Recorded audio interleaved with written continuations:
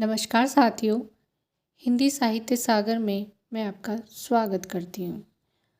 आज हम प्रारंभ करेंगे हिंदी साहित्य आचार्य रामचंद्र शुक्ल का आदिकाल प्रकरण 1। इस प्रकरण 1 में सामान्य परिचय दिया गया है। इसमें सर्वप्रथम आचार्य रामचंद्र शुक्ल ने आदिकाल से प्रारंभ किया है। इसे वीरगाथा काल उन्होंने नाम दिया। चलिए हम प्रारंभ करते हैं। प्राकृत की अंतिम अपभ्रंश अवस्था से ही हिंदी साहित्य का आविर्भाव माना जा सकता है। उस समय जैसे गाथा कहने से प्राकृत का बोध होता था, वैसे ही दोहा या दुहा कहने से अपभ्रंश या प्रचलित काव्य भाषा का पद्य समझा जाता था। अपभ्रंश या प्राकृताभास हिंदी के पद्यों का सबसे पुराना पता तांत्रिक और योग मार्गी बौद्धों की सांप्रदायिक रचनाओं के भीतर विक्रम की 7वीं शताब्दी के अंतिम चरण में लगता है। मुंज और भोज के समय संवत 1050 के लगभग। तो जो आचार्य रामचंद्र शुक्ल हैं वो मुंज और भोज वो इनको प्रथम कवि मानते हैं वो। और आचार्य रामचंद्र शुक्ल की जो पुस्तक है इसमें जो समय है वो संवत के आधार पर दिया गया है। तो ये 1050 के आसपास ये इनका मुंज का समय मानते हैं। तो ऐसी अपभ्रंश या पुरानी हिंदी का पूरा प्रचार शुद्ध साहित्य या काव्य रचनाओं में भी पाया जाता है। अतः हिंदी साहित्य का आदिकाल संवत 1050 से लेकर संवत 1375 तक, अर्थात महाराज भोज के समय से लेकर हमीर देव के समय के कुछ पीछे तक माना जा सकता है। तो जो राजा भोज है या मुंज, इनका जो समय है वो उनसे प्रारंभ मानते हैं आदिकाल को। और इनका जो समय माना जाता है वो 1050 से लेकर 1375 तक, और ये सन में ना होकर संवत में है। इस बात का आप ध्यान रखिएगा कि ये संवत में है। और जब परीक्षाओं में प्रश्न पूछे जाते हैं तो ऐसी छोटी छोटी चीज़ों का बहुत ही ध्यान देना पड़ता है, क्योंकि अगर वहाँ पर संवत की जगह सन दे दिया जाए और इस प्रकार से आपसे समय पूछा जाए तो प्रश्न गलत हो सकता है। तो आप इस बात का ध्यान रखें कि सन पूछा गया है या संवत पूछा गया है।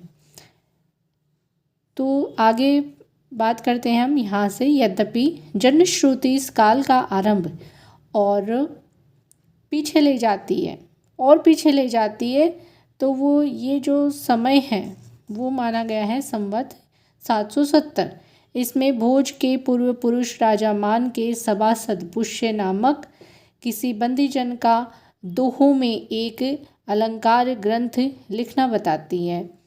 पर जो शिव सिंह सरोज पुस्तक है उसमें क्या है, इसका कहीं कोई प्रमाण उपलब्ध नहीं है। इसके पश्चात हम बात करेंगे आदिकाल के इस दीर्घ परंपरा के बीच प्रथम 150 वर्ष के भीतर तो रचना की किसी विशेष प्रवृत्ति का निश्चय नहीं होता। धर्म, नीति, श्रृंगार, वीर सब प्रकार की रचनाएं दोहों में मिलती हैं। इस अनिर्दिष्ट लोक प्रवृत्ति के उपरांत जब से मुसलमानों की चढ़ाइयों का आरंभ होता है तब से हम हिंदी साहित्य की प्रवृत्ति एक विशेष रूप में बनती हुई पाते हैं। राजाश्रित कवि और चारण जिस प्रकार नीति, श्रृंगार आदि के फुटकल दोहे राजसभाओं में सुनाया करते थे, उसी प्रकार अपने आश्रयदाता राजाओं के पराक्रमपूर्ण चरित्रों और गाथाओं का वर्णन भी किया करते थे। यही प्रबंध परंपरा रासों के नाम से पाई जाती है, जिसे लक्ष्य करके इस काल को हमने वीरगाथा काल कहा है। तो आचार्य रामचंद्र शुक्ल कहते हैं कि जो आदिकाल है उसमें कुछ जो रचनाएं हैं वो धर्म, नीति और श्रृंगार और वीर में प्राप्त होती है। कुछ फुटकल रचनाओं से तात्पर्य ये है कि वो प्रबंध काव्य न होकर स्वतंत्र रचनाएं होती हैं। छोटे छोटे दोहे के आधार पर उन रचनाओं का संग्रह किया जाता है, तो वो होते हैं फुटकल दोहे। और उन फुटगल दोहों में भी जो कवि थे वो अपने आश्रयदाता जो राजा होते थे उनके पराक्रम की, उनके चरित्र की गाथाओं का वर्णन किया करते थे। तो इस प्रकार की जो प्रबंध परंपरा होती थी उसको रासो नाम दिया गया है और इसी के आधार पर उन्होंने आदिकाल को वीर गाथा काल नाम दिया है। दूसरी बात, इस आदिकाल के संबंध में ध्यान देने योग्य ये है कि इस काल की जो साहित्यिक सामग्री प्राप्त है उसे कुछ तो असंदिग्ध है तो कुछ संदिग्ध है। असंदिग्ध सामग्री जो कुछ प्राप्त है उसकी भाषा अपभ्रंश अर्थात प्राकृताभास, जिसमें प्राकृत की रूढ़ियों से बहुत कुछ बद्ध हिंदी प्राप्त होती है कि भाषा उनकी अपभ्रंश है और प्राकृताभास है कि प्राकृत के जो कुछ बंध है वो उसमें प्राप्त होते हैं, तो वो उस प्रकार की हिंदी उसमें है। आपको सभी को ये ज्ञात है कि हिंदी जो खड़ी बोली हिंदी है उसका जो प्रादुर्भाव हुआ है, उसका जो जन्मदात्री मान सकते हैं, जन्मदात्री वैसे तो संस्कृत भाषा है सभी भाषाओं की, लेकिन अपभ्रंश से हिंदी निकली है। तो इस अपभ्रंश या प्राकृताभास हिंदी का जो अभिप्राय है वह यह है कि उस समय की ठीक बोलचाल की भाषा, उस समय के ठीक बोलचाल की भाषा नहीं है। जिस समय की इसकी रचनाएं मिलती हैं यह उस समय के कवियों की भाषा है। कवियों ने काव्य परंपरा के अनुसार साहित्यिक प्राकृत के पुराने शब्द तो ले लिए, जैसे कि पीछे की हिंदी में तत्सम संस्कृत शब्द आते थे। अब कुछ जैसे सबसे पहले संस्कृत भाषा में साहित्य था, फिर धीरे धीरे संस्कृत से जो भाषाएं निकली उनमें संस्कृत के तत्सम शब्द प्राप्त होते। आज की भी जो हिंदी है उसमें भी देसी विदेशी सभी शब्द शामिल होते हैं। तत्सम तद्भव ये सभी शब्द हमारी जो खड़ी बोली, हमारी जो बोलचाल की भाषा है उसमें सभी भाषाओं का मिश्रण है। तत्सम शब्द भी हमारी हिंदी भाषा का अभिन्न अंग है, हम उनको अलग नहीं कर सकते। तो तात्पर्य ये है कि सभी दूसरी जो पहले की भाषाएं हैं उनमें ये शब्द आते हैं। विभक्तियाँ, कारक चिन्ह, क्रियाओं के रूप आदि भी बहुत कुछ अपने समय से कई सौ वर्ष पुराने रखे हैं। बोलचाल की भाषा घिस घिसा कर बिल्कुल जिस रूप में आ गई थी सारा वही रूप न लेकर कविचारण आदि भाषा का बहुत कुछ वह रूप व्यवहार में लाते थे जो उनसे कई सौ वर्ष पहले से कवि परंपरा रखती चली आती थी। अपभ्रंश के कुछ नमूने हमें पद्यों में मिलते हैं। वे उस काव्य भाषा के हैं जो अपने पुरानेपन के कारण बोलने की भाषा से कुछ अलग बहुत दिनों तक आदिकाल के अंत क्या उसके कुछ पीछे तक पोथियों में चलती रही।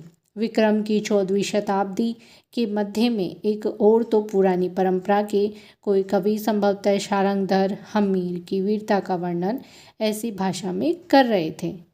अब ये जो कुछ दोहे हैं ये उस समय की जो अपभ्रंश से मिश्रित कुछ हिंदी के शब्द इस प्रकार की भाषा में प्राप्त होते हैं। तो ऐसा कुछ इनमें खास है नहीं, तो हम सीधा रीडिंग ही मारेंगे ताकि हमारा समय इतना अधिक नहीं लगे इसमें। चलिए वीर हमीर पाऊ भर मेणई कंपई दिगमग अणह अंधार धुली सुर रह आछही।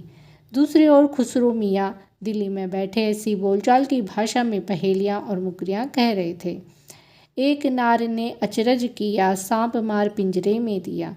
तो जो अमीर खुसरो की जो रचनाएं प्राप्त होती हैं, जो उनकी पहेलियाँ और मुकरियाँ जो प्राप्त होती हैं वो लगभग हमारी वर्तमान की बोलचाल की भाषा से मिलती जुलती है।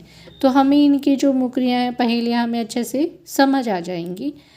इस प्रकार 15वीं शताब्दी में एक और तो विद्यापति बोलचाल की मैथिली के अतिरिक्त इस प्रकार की प्राकृता भाष पुरानी काव्य भाषा भी बनते रहे जैसे बालचंद बिजा वही भाषा, दूह नहीं लग गई दुज्जन हासा। और दूसरी ओर कबीरदास अपनी अटपटी बानी इस बोली में सुना रहे थे। आगे ने जो लागी नीर में कंदो जलिया झारी, उत्तर दक्षिण के पंडिता रहे बिचारे बिचारे। सारांश यह है कि अपभ्रंश की यह परंपरा विक्रम की 15वीं शताब्दी के मध्य तक चलती रही। एक ही कवि विद्यापति ने 2 प्रकार की भाषा का व्यवहार किया। अब ये बात आपका थोड़ा ध्यान रखने योग्य है कि विद्यापति की ये 2 प्रकार की भाषा मानते हैं।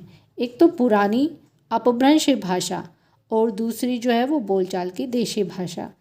इन दोनों भाषाओं का भेद विद्यापति ने स्पष्ट रूप से सूचित किया है। तो आप थोड़ा सा इस बात को ध्यान रखें कि जो रामचंद्र शुक्ल हैं वो विद्यापति की कौन कौन सी भाषा मानते हैं। तो पुरानी अपभ्रंश मानते हैं उनकी भाषा को, और एक देसी भाषा मानते हैं। प्रश्न किसी भी प्रकार से कहीं से पूछ सकते हैं।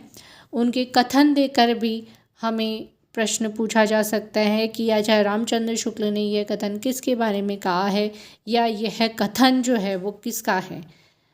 तो इस प्रकार के कई प्रश्न आ सकते हैं जहाँ पे इस प्रकार का लगेगा कि यहाँ से प्रश्न बन सकते हैं, तो मैं आपको आवश्यक रूप से बताऊंगी। देसिल बैना सबजन मिठा ते तेसन जंप हो अवहट्टा, अर्थात देसी भाषा जो है वो बोलचाल की भाषा सबको मीठी लगती है। इसे वैसा ही अपभ्रंश देसी भाषा में मिला हुआ मैं कहता हूँ कि विद्यापति ने अपभ्रंश से भिन्न प्रचलित बोलचाल की भाषा को देशी भाषा कहा है। देखिए यहाँ पर जो रामचंद्र शुक्ल हैं वो कहते हैं कि जो विद्यापति हैं उन्होंने जो अपभ्रंश का प्रयोग किया था, अपभ्रंश की भाषा, वो उससे अपभ्रंश से अलग है। वो देसी भाषा है, बोलचाल की भाषा उन्होंने काम में ली, तो उन्होंने उसको नाम दे दिया देसी भाषा। अतः हम भी इस अर्थ में इस शब्द का प्रयोग कहीं कहीं आवश्यकता अनुसार करेंगे। इस आदिकाल के प्रकरण में पहले हम अपभ्रंश की रचनाओं का संक्षिप्त उल्लेख करके तब देश भाषा की रचनाओं का वर्णन करेंगे। तो आज का जो हमारा यह प्रथम प्रकरण है वह समाप्त होता है, और आगे हम बात करेंगे प्रकरण 2 की, जिसमें अपभ्रंश काव्य के बारे में हम बात करेंगे। थोड़ा इसमें जो इसके उदाहरण हैं अपभ्रंश भाषा के, वहाँ तो हम इनको थोड़ा जल्दी जल्दी पढ़ लेंगे, क्योंकि बड़ी जैसे असिस्टेंट प्रोफेसर ऐसी जो परीक्षाएं हैं उनमें ही थोड़ा सा चांस रहता है कि इनमें से कोई प्रश्न पूछ लिया जाए, या ये दोहा किसका है, इस प्रकार के प्रश्न पूछे जाएं। तो आपको इनको पढ़ लेना।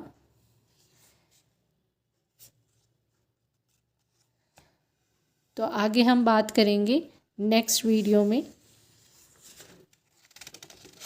तो जल्द ही मिलती हूँ मैं आपसे। धन्यवाद।